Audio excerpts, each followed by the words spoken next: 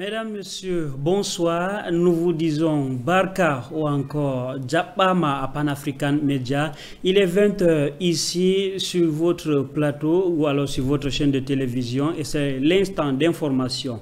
Dans la une de ce 12 janvier 2024, lutte contre la désinformation, les pays de l'Alliance des États du Sahel au front. Les trois pays organisent un séminaire international dans l'espace du Liptako Gourma du 16 au 20 février prochain à Niamey au Niger. L'objectif étant renforcer la défense stratégique de l'information des pays de l'AES face à la multitude de manipulations médiatiques dans les réseaux sociaux.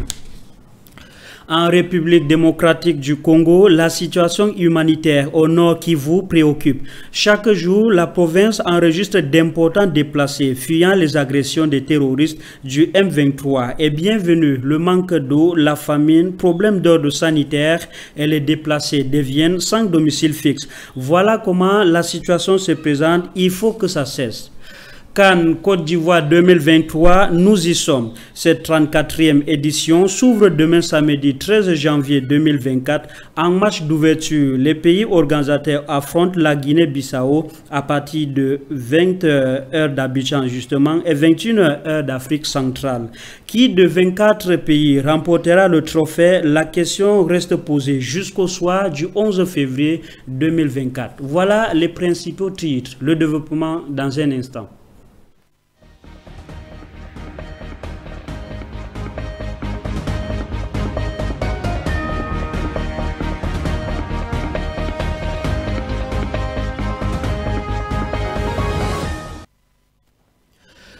Une fois de plus, bonsoir. Nous le disions en titre, les trois pays de l'AES organisent un séminaire international sur la guerre informationnelle dans l'espace du Liptako Gourma du 16 au 20 février 2024 à Niamey au Niger.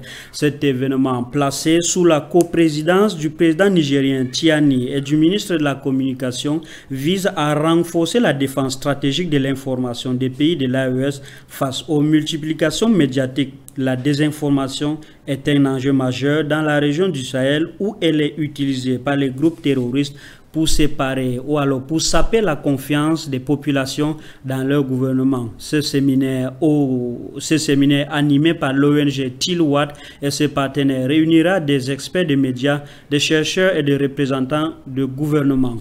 D'autres informations, nous y reviendrons dans nos prochaines éditions. Toujours au Sahel, nous voici au Mali et le ministre de la refondation de l'État chargé des relations avec les institutions informe l'opinion nationale et internationale des préparatifs de la célébration de la journée nationale de la souveraineté du Mali. L'annonce a été faite hier 10 janvier, ou alors l'annonce a été faite le 10 janvier dernier lors du Conseil des ministres. D'autres précisions, c'est dans ce reportage. 14 janvier 2022, 14 janvier 2024, cela fait exactement 2 ans que le Mali a dit non au diktat de la France-Afrique. Le pays du colonel Assimi Goïta a retrouvé sa souveraineté nationale longtemps confisquée par les impérialistes occidentaux. Désormais, la journée du 14 janvier est décrétée, journée de souveraineté nationale retrouvée. Au regard de l'impact de la manifestation historique du 14 janvier 2022 sur la vie de la nation, notamment le renforcement de la résilience des populations, l'engagement du peuple pour le respect de la souveraineté du pays, l'éveil de conscience, le président de la transition, chef de l'État, a institutionnalisé la célébration de la journée commémorative de cette grande mobilisation du 14 janvier comme journée de la souveraineté pour renforcer le sentiment patriotique et la défense citoyenne des intérêts vitaux du peuple malien. Pour cette autre édition, la commémoration de cette journée intervient dans un contexte marqué par le recouvrement de l'intégrité entière du territoire national avec la reprise de la région de Kidal par les forces armées maliennes et l'adoption par le gouvernement du programme national d'éducation aux valeurs. Ici, il est question de mobiliser les énergies pour défendre la patrie et les valeurs républicaines afin de maintenir la flamme patriotique, la volonté de résistance et de résilience face aux défis de tous genres dans le souci de la préservation de la souveraineté nationale, de l'appropriation de la souveraineté par les citoyens et l'affirmation des aspirations légitimes du peuple malien. Parmi les activités enregistrées pour cette édition, l'on note la montée des couleurs et la tenue des conférences dans les régions et des districts de Bamako sous la présidence des délégations ministérielles, la leçon modèle dans les écoles, les dons de sang en faveur des blessés de guerre à Bamako, l'organisation de tables rondes et conférences sur les notions du patriotisme, des langues nationales, du triptyque défense, diplomatie, développement, des restaurations de la souveraineté nationale et sur le processus de refondation de l'État. Restons au Mali et disons que le djihadiste Al-Hassan sera fixé sur son sort dès le 18 janvier prochain. La Cour pénale internationale a annoncé le 10 janvier 2024 qu'elle rendra la semaine prochaine le verdict dans le procès pour crime de guerre de Al-Hassan, dirigeant islamiste malien. Fabiola Dombe pour d'autres précisions. L'ex-membre présumé d'Al-Qaïda, Al-Hassan Abdul Aziz Ak Mohamed, va-t-il être condamné ou acquitté? La réponse sera connue le 18 janvier 2024. C'est ce qu'a fait savoir la Chambre de première instance de la Cour pénale internationale le mercredi 6 décembre 2024. Al-Hassan est accusé de torture, de viol et d'esclavage sexuel par le biais des mariages forcés, ainsi que d'avoir détruit des mausolées à Tombouctou, au Mali. Al-Hassan était sous un coup de mandat d'arrêt délivré le 27 mars 2018 par la CPI, mais c'est finalement le 31 mars de la même année qu'il avait été transféré de Bamako à La Haye. Son procès s'était ouvert en 2020. L'accusation a cité 52 témoins, tandis que la défense en a appelé 22.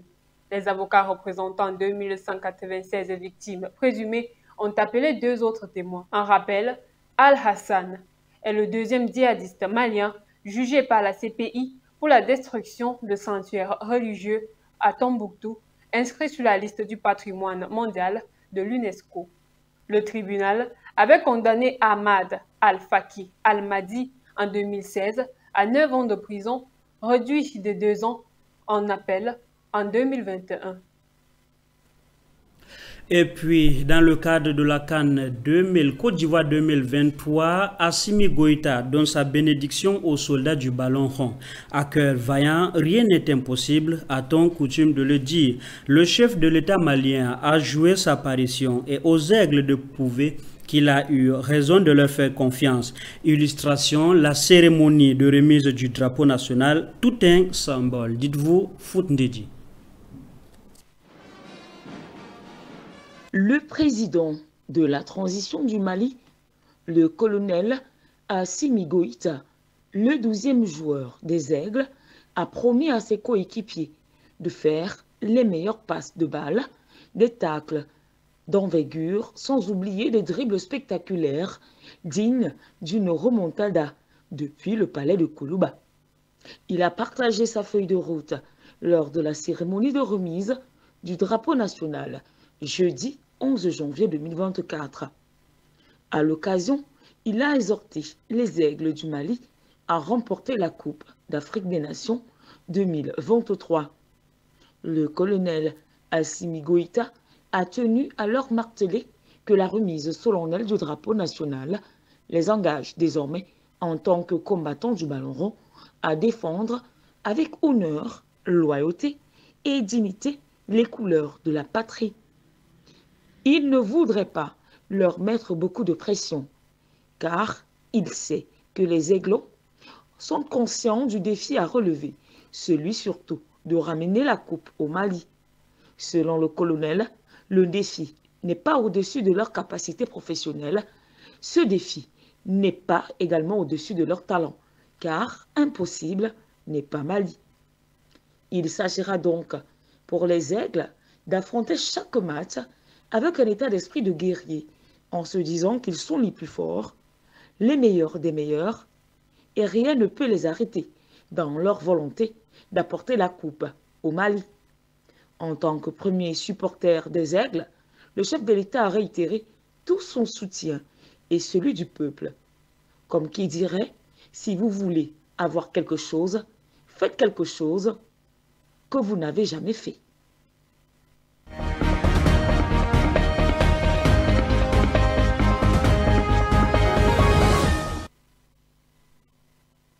Cette fois-ci, de la justice au Sénégal, le juge d'instruction du deuxième cabinet a inculpé hier jeudi 9 janvier 2024 9 militants d'Ousmane Sonko arrêtés dimanche dernier vers 17h par les éléments du commissariat de la Médina alors qu'ils participaient à une manifestation dite Opération Fatfeu. Plus de précisions dans ce reportage. Ils sont tous membres de la jeunesse patriotique du Sénégal, GPS, affiliés à PASTEF, qui ont été placés sous mandat de dépôt par le juge d'instruction, Mamadou Seck, après 3 retours de parquet. Ces jeunes militants d'Ousmane Sonko sont poursuivis, selon les avocats, pour participation à une manifestation non autorisée et actes et manœuvres à compromettre la sécurité publique. Rappelons qu'ils avaient été arrêtés dimanche dernier par les éléments de la police de Médina dans le cadre de l'opération FAT-FEB. Visite de proximité que les militants d'Ousmane Sonko faisaient en étant habillés de t-shirts à l'effigie du maire de Ziguinchor, actuellement en détention au Cap Manuel. Le commissariat de la Médina avait interrompu l'opération en les sommant de se disperser pour mettre fin à l'occupation illégale de la voie publique au niveau du rond-point de la poste de Médina. Malgré les injonctions du policier, ces jeunes avaient tenté de continuer leurs activités. 9 d'entre eux ont été interpellés pour participation à une manifestation non autorisée et trouble à l'ordre public. Les 9 membres de la jeunesse patriotique du Sénégal ont été placés sous mandat de dépôt par le juge d'instruction Mamadou Seck après 3 retours de parquet. Actualité à présent en Afrique centrale, nous sommes justement en République démocratique du Congo. La situation humanitaire au nord Kivu reste très préoccupante. La province enregistre chaque jour l'arrivée de déplacés fuyant la guerre ou alors la guerre d'agression rwandaise menée par les terroristes du M23. Ces personnes déplacées vivent dans des conditions précaires. Elles manquent de nourriture, d'eau potable, d'abri et de soins sanitaires. Écoutons Amo Christian Imani depuis Kinshasa. Selon le chiffre des humanitaires, plus de 6 millions de personnes ont été déplacées dans l'est de la République démocratique du Congo, dont plus de 2 millions dans la seule province du Nord Kivu. Les conditions de vie de ces personnes sont trop difficiles. Elles vivent dans des cas de fortune sans accès à l'eau potable, à l'assainissement, aux soins de santé ou à l'éducation. Elles sont également exposées au risque de violence et d'exploitation. Le coordonnateur de l'action humanitaire Bruno Lemarquis s'est entretenu jeudi 11 janvier 2024 avec le gouverneur militaire du Nord Kivu pour discuter des besoins humanitaires urgents. La situation reste très compliquée avec toujours énormément de déplacés dans la province du fait des conflits. Et on sait que la situation est difficile puisque tous ces déplacés autour de Goma sont concentrés sur une surface qui n'est pas trop grande. Ça, c'est une chose. On a discuté de l'importance de toujours réitérer le caractère civil des sites de déplacés. Et ils ont perdu les moyens de subsistance, ils n'ont plus de revenus, etc. Donc ça explique aussi ces phénomènes. Et puis on a aussi discuté de la nécessité toujours de se préparer, même si la situation n'est pas encore favorable. Les besoins sont immenses et les ressources sont limitées. Les humanitaires appellent la communauté internationale à apporter un soutien financier et logistique pour faire face à cette crise humanitaire. La guerre d'agression rwandaise menée par les terroristes du M23 est à l'origine de cette crise humanitaire. Les combats ont provoqué le déplacement de millions de personnes qui ont fui leur foyer pour se réfugier dans des cas de fortune. Et puis, dans le sud du pays, l'Église catholique s'inquiète de la multiplication des arrestations dans le sud justement de la République démocratique du Congo. Elle dénonce la militarisation de la région du Katanga, fief de Moïse Katumbi, candidat de l'opposition arrivé en seconde position au cours de la présidentielle du 20 décembre dernier. Plus de précisions, c'est dans ce reportage. L'Église catholique dénonce la multiplication des arrestations dans la région de Lubumbashi. Selon l'abbé Benoît Mukwanga, secrétaire de la commission justice et paix de l'Église catholique à Lubumbashi, le climat social dans cette partie du pays est un peu plus tendu et catastrophique. Entre assassinats, arrestations, actes d'intimidation et enlèvements, voilà à peu près le quotidien des Congolais de Lubumbashi. l'Église catholique accuse particulièrement les unités de la police et de l'armée récemment déployées dans la région. Elle exige des sanctions ainsi que le retrait des troupes. La commission paix et justice de l'Église catholique demande la démilitarisation de l'espace Grand Katanga. En réponse, le porte-parole militaire en province indique que l'armée congolaise remplit sa mission d'assurer la sécurité de tous les citoyens sans discrimination. Selon l'abbé Benoît Mukwanga, l'on comptabilise 2 morts à Kachobwe, un autre à Likasi. Tous les 2 meurent par balle. Il faut également souligner 6 cas de blessés graves par balle qui ont été enregistrés. Parmi ces cas, il y a des femmes qui sont tabassées avec des machettes, plus ou moins 52 arrestations de jeunes, et puis des gens qui sont dans leur boutique qu'on prend dans des conditions dégradantes. Fort de constat, il est urgent de prendre des mesures pouvant arrêter ces violences meurtrières afin que la population trouve la paix. Pour le colonel Dieudonné Moulumba, porte-parole militaire en province, l'armée congolaise est apolitique et qu'elle remplit sa mission d'assurer la sécurité de tous les citoyens sans discrimination. Pour lui, s'il y a des dérapages de certains soldats, il ne faudra pas jeter l'opprobre sur l'armée tout entière.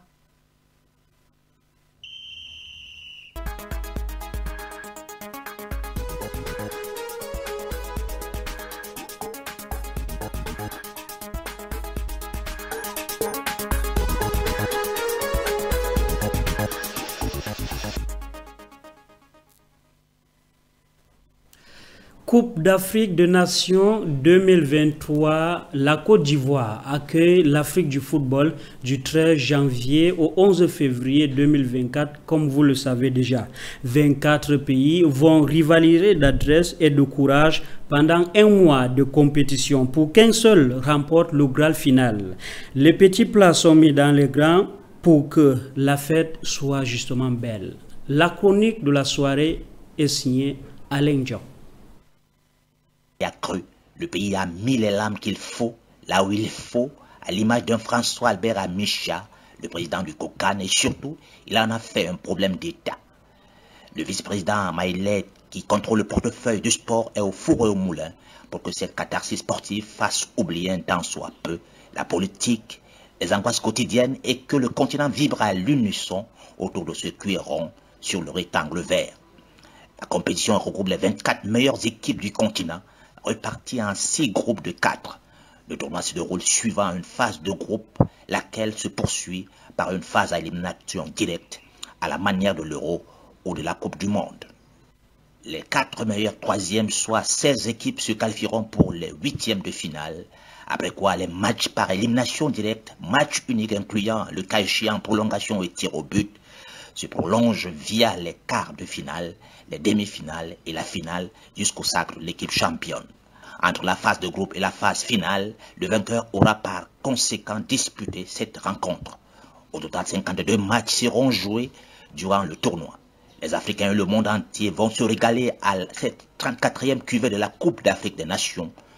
Une CAN qui revêt un aspect particulier dans la sous-région Afrique de l'Ouest, très tourmentée par le terrorisme, les crises politico-militaires, la pauvreté, etc. Cette 34e fête du cuir verra des pays dont les relations sont cordiales jouer leurs équipes l'une à côté de l'autre, avec des gestes qui donneront à réfléchir et il y aura du charme, des exemples pour dire qu'il suffit de peu pour que les peuples se rapprochent. Imaginons les étalons du Burkina Faso face aux éléphants de la Côte d'Ivoire. Il n'y a pas de problème, surtout dans un stade de Bouaké qui n'a jamais autant mérité son nom que celui du stade de la Paix. D'ailleurs, les Burkinabés qui jouent dans cette ville septentrionale de la Côte d'Ivoire disent qu'ils jouent chez eux, tant la diaspora y est implantée. On s'irrine partout que le foot et le sport en général rapprochent les peuples. Cette CAN en terre ivoirienne devra en être une illustration. Aux couleurs de la Côte d'Ivoire orange, vert et blanc, le ballon officiel a été baptisé Poko, en hommage à Feu Laurent Poko, meilleur buteur des éditions 1968 et 1970 et légende du football ivoirien. La CAN ivoirienne s'est choisie pour mascotte un éléphant équipé aux couleurs de la sélection et nommé Akwaba, ce qui signifie bienvenue dans la langue Akan, utilisée en Côte d'Ivoire et au Ghana voisin. Ce sera une ambiance de fou parce que tout le monde connaît la Côte d'Ivoire, un pays de gaieté et de joie. La CAN, elle sera certainement sucrée. À quoi battre de l'Afrique que la compétition commence.